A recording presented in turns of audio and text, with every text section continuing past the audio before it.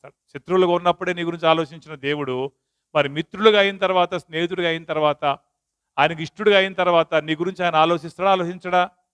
ఖచ్చితంగా నీ గురించి ఆలోచిస్తాడు బిడ్డ. దేవుడు మహిమ కలుగును గాక.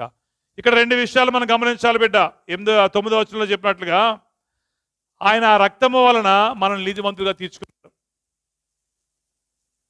ఆయన రక్తం వల్ల మనం ఏమైంది? మనకేం కలిగింది? నీతి కలిగింది. మనకి నీతి ఎలా కలిగిందమ్మా? మన నీతిమంతుడికి ఎలా అయ్యాం? రామపత్రికలో 3వ అధ్యాయం 10వ వచనం ఉంటుంది కదా, ఏ ఒక్కడో నీతిమంతుడు లేడు, కానీ మనం నీతిమంతులం. కారణం ఏంటి? ఆయన యొక్క రక్తాన్ని బట్టి మనం నీతిమంతులం. ఎప్పుడు నీతిమంతులుగా ఏర్పాటు చేయబడ్డాం? ఎందుకు చేయబడ్డాం?